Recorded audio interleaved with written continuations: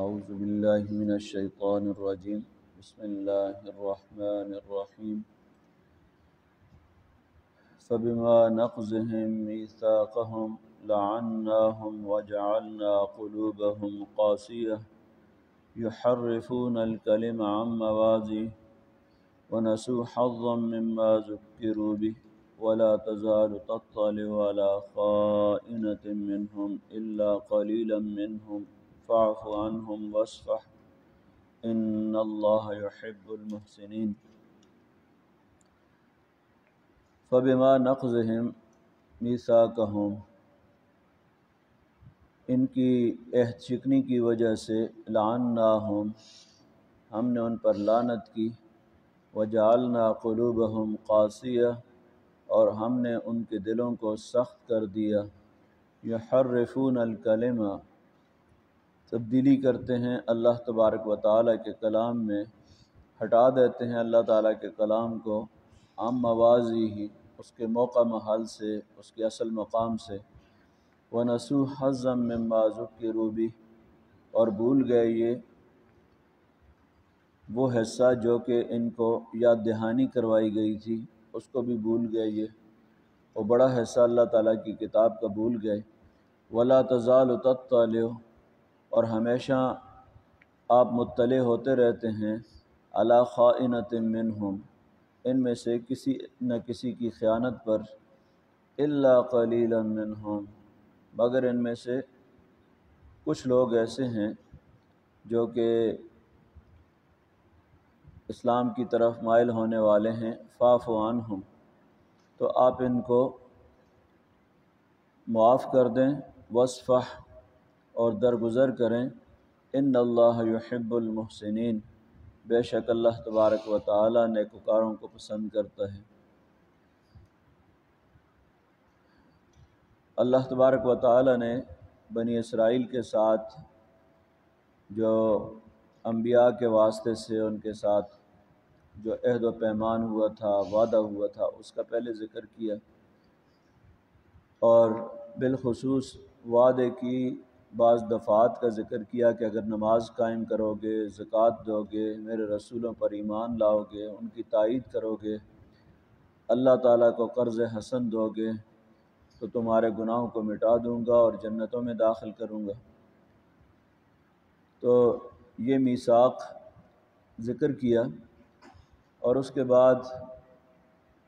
بحیثیت مجموعی ان کا جو عہد شکنی کا طرز عمل تھا اس کا ذکر کر کے اللہ تعالیٰ نے یہاں سزا کا بھی ذکر کر دیا کہ اللہ تعالیٰ نے کتنی سخت سزا ان کے لیے تجویز کی ہے یہاں پر، کہ جو قوم اللہ تعالیٰ کے احکام سے بغاوت اور سرکشی کا راستہ اختیار کرتی ہے، اللہ تعالیٰ کے ہاں کس قدر اس کے لیے سنگین سزا ہے. فَبِمَا نَقْضِهِمْ مِيثَاقَهُمْ، تو ان کے اس وعدے کو توڑنے کی وجہ سے لعناہم، ہم نے لعنت کی ان پر، کہ یہ جو اللہ سے عہد کیا تھا کہ ہم رسولوں کی بات کو مانیں گے، اللہ کی بات کو مانیں گے، اس کی بندگی اختیار کریں گے، شریعت پر عمل کریں گے، یہ جو اللہ تعالیٰ سے عہد و پیمان کیا تھا، ہم بھی اللہ پر عہد کرتے ہیں، ایاک نعبد، اللہ ہم تیرے ہی بندے ہیں، تیری بندگی کریں گے، زندگی بھر تیرے حکم پر چلیں گے. تو انہوں نے بھی یہ عہد کیا تھا اللہ تعالیٰ سے، لیکن اس عہد کو انہوں نے دینا رحمت سے دور کر دینا. تو سب سے پہلی سزا تو یہ ملی. تو کوئی قوم جب اللہ تعالیٰ کے عہد و پیمان کو توڑتی ہے تو سب سے بڑی سزا ان کو یہ ملتی ہے کہ اللہ تعالیٰ کی رحمت سے، فضل و کرم سے وہ محروم ہو جاتی ہے. اور دوسری سزا جعلنا قلوبہم قاسیہ، ہم نے ان کے دلوں کو سخت کر دیا. سنگ دلی، دلوں کا نرم ہونا، یہ اللہ تعالیٰ کی رحمت ہے کہ انسان اس کے نتیجے میں واعظ و نصیحت کو قبول کر لیتا ہے، خوف خدا ہوتا ہے اس کے دل کے اندر، اللہ تعالیٰ کے سامنے جواب دہی کا احساس ہوتا ہے، اور نافرمانی سے باز آتا ہے، گناہوں سے باز آ جاتا ہے. لیکن جب دل سخت ہو جاتے ہیں تو پھر انسان سنگ دل ہو جاتا ہے. اب آپ دیکھتے ہیں کہ اپنی سامنے آپ ایسے بے شمار لوگ دیکھتے ہیں کہ کس سنگ دلی کے ساتھ جو ہے وہ جرائم کا ارتکاب کرتے ہیں، بیٹا باپ کو قتل کر دیتا ہے، باپ بیٹے کو قتل کر دیتا ہے، کتنی وحشت اور بربریت کے ساتھ لوگ جو ہے وہ جنسی درندگی کا مظاہرہ کرتے ہیں اور اس کے بعد اس کو قتل کر دیتے ہیں۔ تو یہ جرائم ہیں، اللہ تبارک و تعالیٰ کی طرف سے یہ بھی دنیا کے اندر سزا ہوتی ہے کہ کوئی آدمی اس حد تک جو ہے وہ سنگ دل ہو جاتا ہے، مجرم بن جاتا ہے۔ اور اس کا آغاز اس سے ہوتا ہے کہ آدمی جب کسی ایک نیکی سے محروم ہوتا ہے، ایک نماز سے کوئی آدمی محروم ہوتا ہے تو دوسری نماز سے محرومی، پھر اس کے بعد تیسری نماز سے محرومی، یہ سزاؤں کا سلسلہ شروع ہو جاتا ہے۔ ایک جھوٹ بولتا ہے تو دوسرا جھوٹ،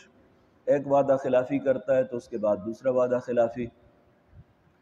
یہ سزاؤں کا سلسلہ اللہ کی طرف سے شروع ہو جاتا ہے، نیکی سے محرومی اور گناہوں کے اوپر گناہ۔